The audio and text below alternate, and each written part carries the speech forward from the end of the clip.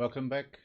We're going to look now how to put in practice those theoretical aspects we saw in the previous lecture, so before the break.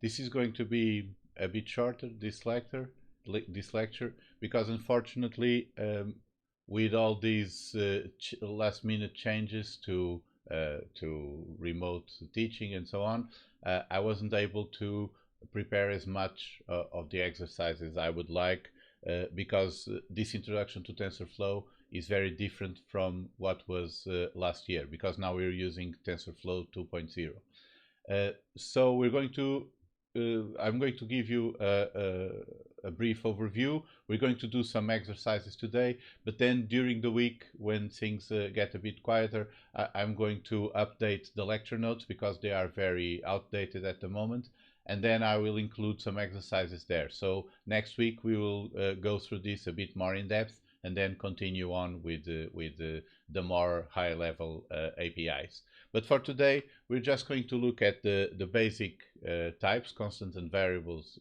in TensorFlow, so the basic types of tensors we can use.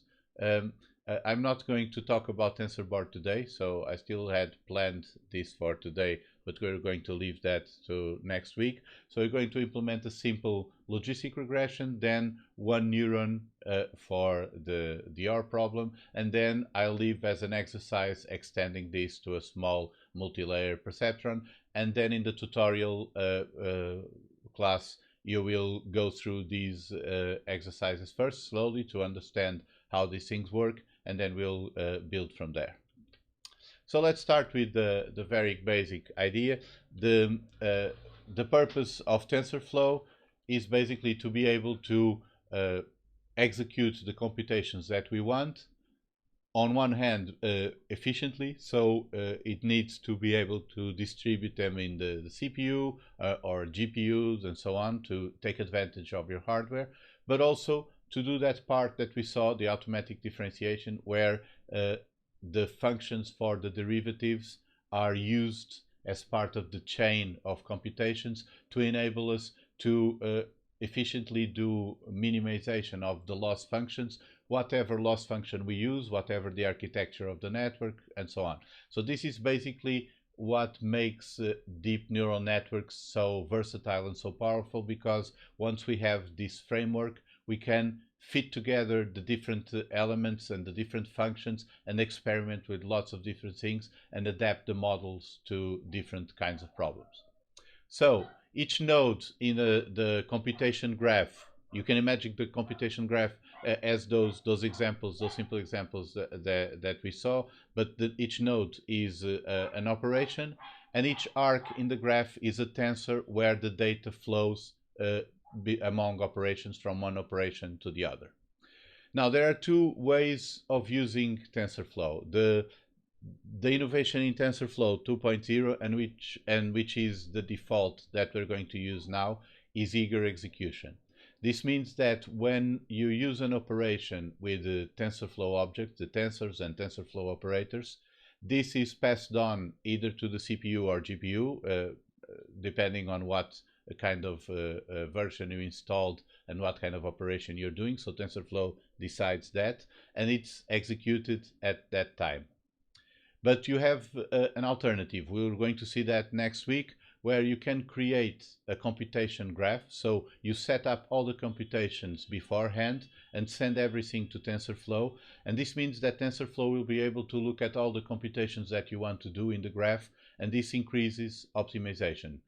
So if you're doing things with just a few simple operations on large amounts of data, it makes no difference. But if you're doing lots of operations and you have complex models and so on, it pays off to build the graph first and send everything to TensorFlow to optimize. But today we're just going to look at eager execution because it's more practical to just play with simple models and then leave graph execution for another time. So let's start with a very simple example. We want to add two numbers, a plus b, but we want to use TensorFlow for this. So first we need to use TensorFlow objects for representing the numbers, and we can use constants. You import TensorFlow, usually we give it this nickname, TF, and then we create these constant objects. We can specify the data type or omit it. The float 32 is the default data type in TensorFlow. This has less precision than 64 bits like we use in NumPy, but has a very big advantage because it's the native format for the hardware in most GPU, in most graphic cards. So this is really a lot more efficient to do computations with 32-bit floating points than 64 bits, and generally the precision that we want for the kind of things that we do, this is perfectly adequate. So here we create two constants, and then we use the operation add from TensorFlow to create another, the value total. So all of these are tensors, and if we ask for the results, you see that the total is not 7, it's not just a number, it's a tensor, it has its own ID, the shape is empty because it's a scalar tensor, it does not have dimensions, it's just that number, and it's worth 7. So what we're doing here is we're doing all the computations with TensorFlow objects. This means that TensorFlow can keep track of the computation graph. For example, this here, this is a representation of the graph if we were to compile this first into a graph. So actually we're using eager execution, so TensorFlow never looks at the complete graph if it's more complex, but we could create the graph like that. And the result is always these TensorFlow objects too. So for example, suppose we want to do these operations, add a plus b, and then multiply by c. So this would be a more complex graph. Next week we're going to see how we can get these graph representations. But for today, we're just running everything eagerly, so each step is run immediately by TensorFlow. So the result here would be another tensor with this NumPy value of 21. So by the way, this NumPy is actually a method that you can call in TensorFlow tensors and obtain the NumPy object corresponding to this tensor. So this tensor is the number 21. If you use NumPy from this tensor, you get the number 21. Note that these are different objects. So result is a tensor. This is just 21. So this is just a simple illustration of this basic idea. We are going to use TensorFlow objects and TensorFlow operations whenever we're building our model, computing the loss functions, and so on. Because when we use these TensorFlow objects, we get for free all the extra work necessary to optimize the computations in the hardware, to compute the gradients when we use variables and try to optimize the loss function, and so on. So all of these things are TensorFlow values, TensorFlow operations. We don't need to do this explicitly because in Python it's easy to overload the operations, and TensorFlow overloads the operations with the objects. So actually we can just put there a sum or a multiplication and so on. But for this example, it's just to illustrate this step. Okay. So first, let's implement this logistic regression, and we have this. I'm going to start just by with a brief overview of logistic regression. So the idea here is that we are trying to classify a set of examples with a linear classifier. So it's a linear classifier because what we're doing with the parameters is this linear part here. We multiply each of our weights by each of the inputs and then add this bias value so that we can shift the discriminant. This is similar to what we saw a while ago with our pseudoneuron and with the neuron. But then we use this linking function, this logistic function here, the sigmoid, that we can use to convert our linear separation into something that looks like an estimated probability. So we can interpret this varies from 0 to 1, we can interpret this as a probability. So this is what we're going to implement here. We have this model that multiplies the inputs by the different weights, adds a bias value, and applies the sigmoid function, and then we're going to train to classify some examples.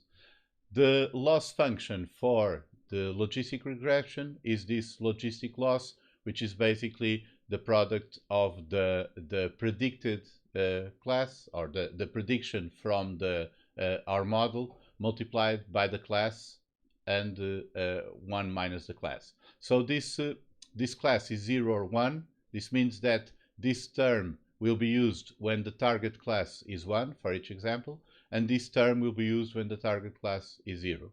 And what we want is when the target class is 1, our output value should be as high as possible. Remember that we're minimizing this function and there is a negative sign here. So we want our output value to be as high as possible when the target class is 1 and as low as possible when the target class is 0. So that's why we have this 1 minus here. So this is the intuition for the logistic loss, but the actual example, the logistic regression itself is not very important. This is just an example to show you how to implement this in TensorFlow. So here you have some a diagram of the gradients for the different computations. So let me just check something here. Okay, so this is what you would have if you were to translate these computations into TensorFlow, and then you have this computational graph where we can zoom in here. Here we have this part, you see, we have our initial parameters, this W, that begin with a random distribution. So these are our weights, and then they are multiplied by the X. This X is the input of our data, each example. Then we also add this bias value here, and we add everything together and we obtain this expression. And now we output this net value here and we pass it on to the exponential part and so on. You see the rest of the graph here is a bit small. Then we have the loss function too in the computational graph. So we have all these subtractions, the logarithms and so on. And associated with all of these, we also have the gradients. I'm not expanding the gradients here. We saw an example a while ago, but all of these elementary functions, the logarithm, subtraction, multiplications, and so on, all of these have the corresponding gradient functions that TensorFlow will also include here to allow us to compute the gradient and to do gradient descent. So this is what we're going to do. We're going to write these equations, these expressions, with TensorFlow objects so that TensorFlow knows how to compute everything it needs for our end. So first, let's start by loading the data. We have this gene data here. So the data that we're going to use, I'm going just to show you how it looks like. So it's this data here. And we're going to load it from a file. There are the two features. These are gene activation values of two different genes. And then we have the class label, which is 1 or 0. We're going to load all these metrics, separate the labels. So the labels will be the last column in our data set. And the input values, the feature values, which will be all of the metrics up to the last column. So we are choosing all the rows and the columns, all the columns except the last one. So this gives us this part for the features and this part here for the labels. Now we're going to standardize the features. Note that we don't standardize the labels. The labels are just the target value, but we should standardize the features to shift everything to have a mean of 0 and have the same variance on the different features, so that we don't have those distortions on the landscape of the loss function, and convergence can be improved a bit. So this is what we do here. We compute the means of the features in the direction of the rows. So those of you who are not familiar with NumPy, let me know during the tutorial, and I can go back to this a bit slowly and give you some examples. And then we do the same for the standard deviations, and we standardize the data. And now we're going to create our model and the predictions that we have here. So these are the parameters for our model. We're going to have a single neuron, so to speak. So this is logistic regression, but we can imagine this to be a neuron that has two weights in one column. We're going to shape it like this so that we have one weight above the other in order to be able to do matrix multiplication like we saw in the previous hour. And then we're going to create another variable, which is the bias value, which is this this additional value here. So we create this W in a column, which is this transpose there. So we can do the multiplication with the X, and we include this W0 here. So this would be the model, the parameters for the model, and this would be how the prediction is computed. So this together creates what our model actually is, because when we receive some set of features, a matrix X with one example on each row, we will convert this into a TensorFlow object.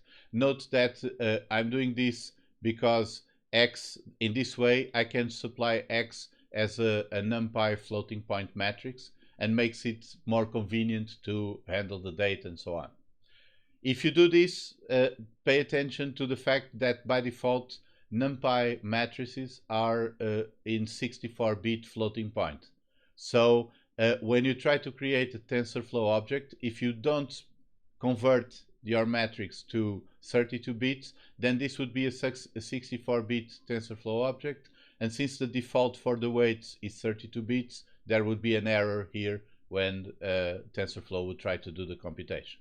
So remember that one of the drawbacks of having all of these optimizations is that TensorFlow is quite peculiar with the kind of values that you have. So you cannot simply multiply a 32-bit floating point matrix with a 64-bit one, because that will not work. So remember, NumPy objects usually have 64 bits. By default, we're going to use 32-bit floating points in TensorFlow. So when you're going to convert a NumPy matrix into TensorFlow, remember to typecast it, or to convert the type to 32 bits. So this way we get a tensor with all the input values, and we do the operation. We do the matrix multiplication between our tensor with the data, which is a matrix with each row corresponding to one example with two values, and we multiply this with the weights, which is a column matrix with two rows. And so by doing matrix multiplication, we get in one go the weighted sums for all the input examples. This is what we saw previously.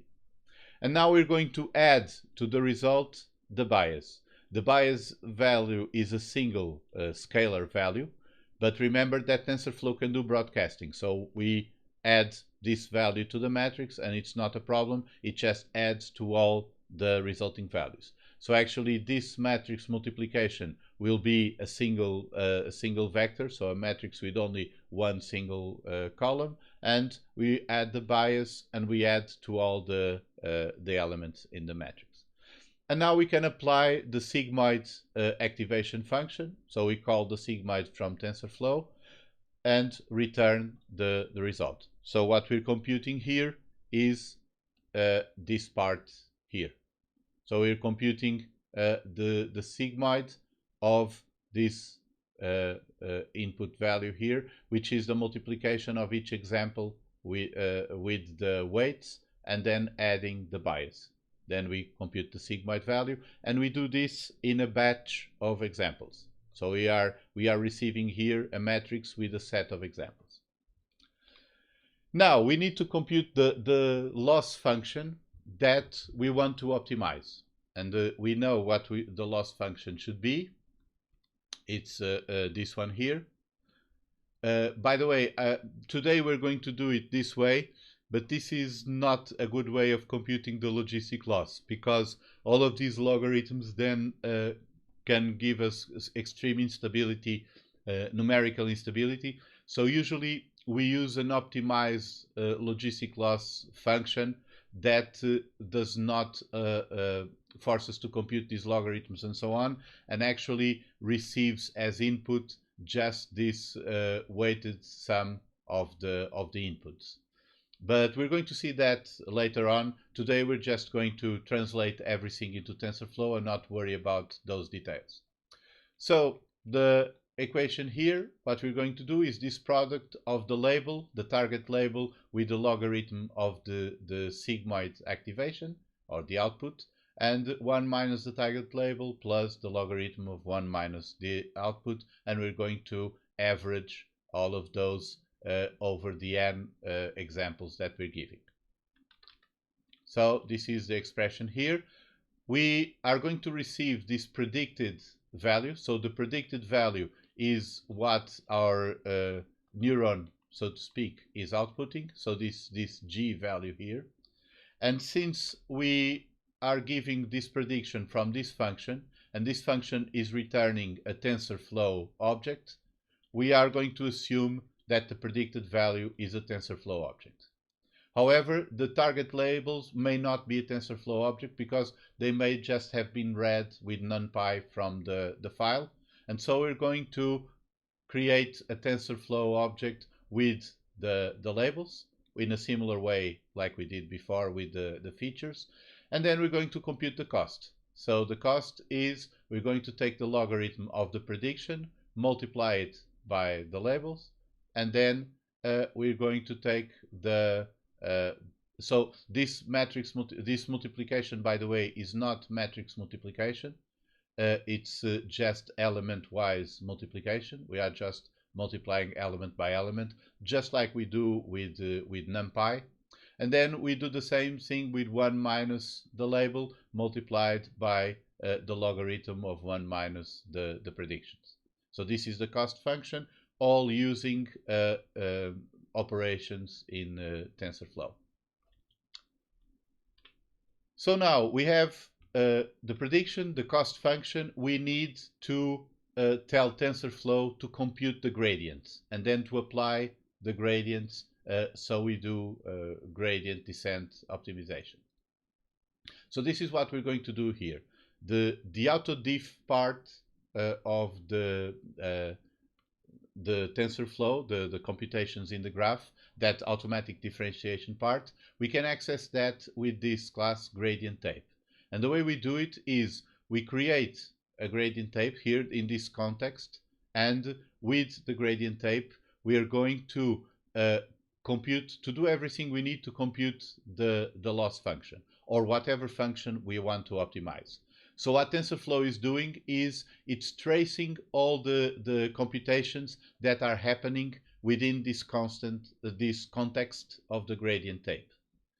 And by tracing this, it can compute all the gradients that it needs because it knows all the operations and it knows the derivative functions of all those operations. So at the end of this block, where we are within the context of the gradient tape, we can use this tape object to tell us the gradient of the loss function or whatever function we want with respect to the variables that we want to optimize. So this is what we do here in this instruction here. After tracing all the computations, we ask for the gradient of this function with respect to these variables. And now we're going to give our optimizer the gradients and the corresponding variables so that the optimizer can do its thing and update the variables depending on the gradients. Note that the optimizer does not simply use the gradients, just adding the gradients. It has the learning rate, the momentum, and all those things. So the optimizer can be a fairly sophisticated thing. But it needs to know which variables we want to update and what is the gradient of the loss function with respect to those variables. And this is what the gradient is, what we get here. And this is in fact unnecessary to have this additional return value, but I find it convenient when we are playing with the code and changing things. I find it convenient that this list of variables is the same as what we're going to use later. So either you give it a name somewhere or put it in a variable with a list, or you just keep it in the same place, because then when we are applying this to the optimizer, we need to apply the gradients, each gradient to the corresponding variable. So we need to have the list of gradients and the list of variables. But before we get there, I'm just going to run through this code, because this is actually the training loop. So we start by creating an optimizer. This is a stochastic gradient descent. I'm not using momentum. You could add momentum here, but I'm not using it at this moment. And this is the learning rate for the optimizer. I have this is a bug here. I shouldn't have this part here because I already set the learning rate. But so this shouldn't be here. But now I determine what is the size of my mini batch. So I'm going to do just present one example at a time. I compute here how many batches I have per epoch, because then I'm going to shuffle the examples and create the batches in this number of batches per epoch. And how many epochs I want. So now I'll explain training. I'm going to run through all my data 20 times. These are the epochs. So for each epoch, for each run through all my data, I'm going to create a shuffled set of indices. So this is the arange function from NumPy, gives us a vector with 0, 1, 2, and so on, with as many numbers as whatever we put here. So I want as many indices as I have labels in my dataset or examples in my dataset. And now I'm going to shuffle this vector. This means that the first one could be number 23 and then 5 and so on. So this is all random. And I'm going to do this once per epoch. So the order in which the examples are presented to my classifier is going to be random in each loop through all the data set. Now I'm going to do mini batches. The number of mini batches I have is this variable, batches per epoch, which is just the number of examples I have divided by the batch size. So in this case, since the batch size is 1, it's just the number of examples I have. So I'm going to compute where in the data set I'm going to start. This is the current batch number multiplied by the size of each batch. And I'm going to create the features, the X values, and the labels, the Y values for the current batch. So basically, I'm going to take from the examples these indices from the start to the start plus the batch size. And since these are shuffled, these will pick examples somewhere around the X value. But notice that since I shuffle, this is not the same as picking at random, because this way, during the epoch, I will only present each example once. It's just the order of the examples that is mixed. And I do the same thing with the labels, so they must be exactly the same labels, the ones corresponding to the example. Okay, so this is just setting up the batch at random. And now I'm going to call the gradient function with this set of features, these examples, the features for these examples, and these target labels. So the gradient function will compute the prediction for the features, compute the loss value, but we'll do this in the context of this gradient tape object that will keep track of all the operations and all the gradients, and then returns the gradients for the variables and the variables we are optimizing. So this is what I store here, the gradients and the variables. And now I need to give the optimizer a list of each gradient and variable pairs. So I must pair each gradient with the corresponding variable, and the optimizer will run through that list and apply all the gradients adequately. To create that list, you can use zip, the zip function in in NumPy in Python. Sorry, this is very convenient for this. So if you're not familiar with it, just briefly, what it does is it receives a set of arguments that are iterable, for example, lists, tuples, whatever, and then outputs a list by grouping together the first element of this one with the first element of this one, the second with the second, and so on. So this way, from these two lists of the gradients and the variables, I create a list with the pairs gradient variable for all the variables. And this is what the optimizer applies, and I do this for all the batches. And then I can keep track of the predictions and the total loss and so on, just to see how things are going. So to look at this graphically, this is what, I'm sorry, this should not be here. This is still a remaining part from Tensorflow 1. So we have this implementation of logistic regression, and we keep going through all the batches until we have everything trained. So now we can do the same thing to solve the OR problem. So basically the OR problem is that we have, I can show you the representation here. So these are all true, true and false, true and true, and false and true, and this one is false, and we want to separate the two of them. So we can generate this fake data array here. So these are the features, zeros and ones for true and false. These are the labels for what we want to obtain. So 1 is true, 0 is false. And now the same model that we had before. The only thing I changed here, I have the same activation, I just changed the loss function. So now instead of the logistic loss, I'm using the mean of the squared error.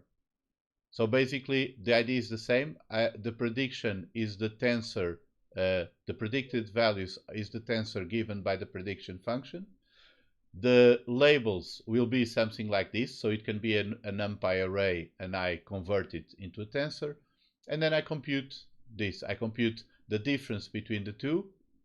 I square each element of these, and then I compute the mean of these squares. So this is the mean quadratic error between the prediction and the target, and this is the cost.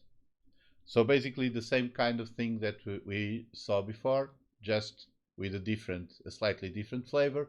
I apply the gradient tape again, I create the optimizer, and now I train in the same way. So all the rest is the same.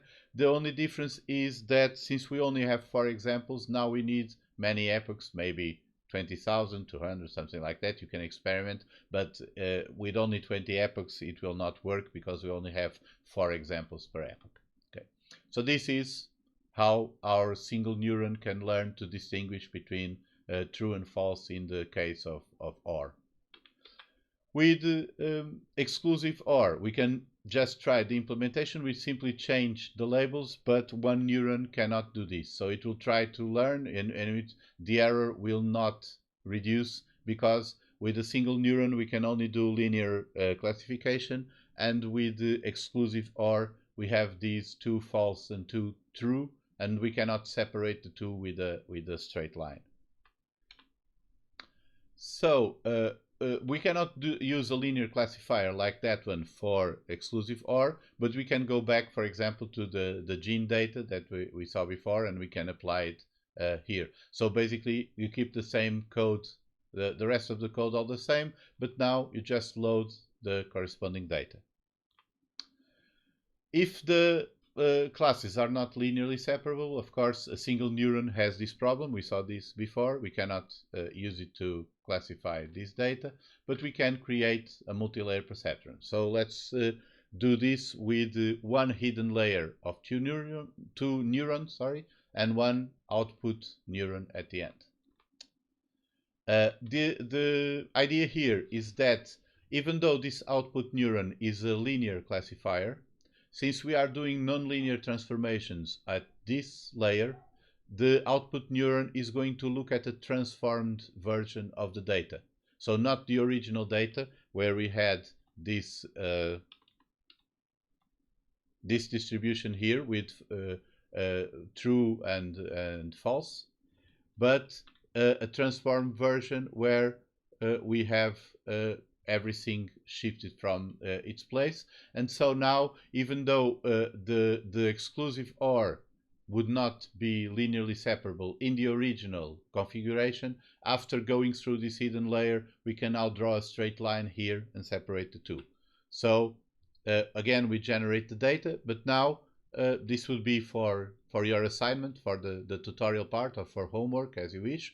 You create one hidden layer with two neurons. So you modify the model here, which is all this part where you have the weights and the prediction. You need to modify this one to work with an additional layer.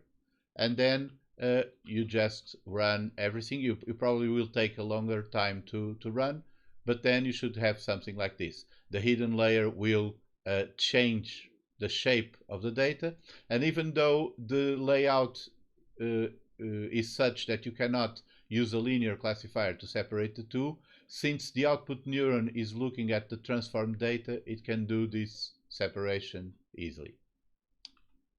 Okay, so to sum up, today we saw in this second hour how to create in TensorFlow these basic objects, constants and variables, how to create these functions to compute the activations, the loss function, and then how to do automatic differentiation with that tape object that we use, the gradient tape class, to trace all the computations and create all the gradients. So this is the important thing about TensorFlow, is that you can create arbitrarily complex models without having to worry about how you're going to compute the derivatives, because it's all done for free automatically as long as you use all these operations. So for today, unfortunately, with all these changes for remote teaching, and this has been a very confusing week, and especially because we cannot use last year's exercises because now we are using TensorFlow 2, so I don't have specific exercises for this. I suggest that during the tutorial you follow this lecture. So to implement these things, look at how they're working, and then the exercise will be to try to solve the exclusive OR problem. So everything up to the exclusive OR, you have the solutions here in the slides. In the exclusive OR, you have to implement yourself. And then you can expand from there and try to, for example, implement the multi-layer perceptron we did in the previous lecture, the one that had two hidden layers, and use in those other data files. So this is just a transition phase, I hope. Next week I will have more time to give you the exercises and so on. So two things that I will do during the week. I will update the lecture notes. The lecture notes are still for the subject matter of last year, and this year it's substantially different, so pay attention to the updates there. And then next week in the tutorial we're going to do more exercises.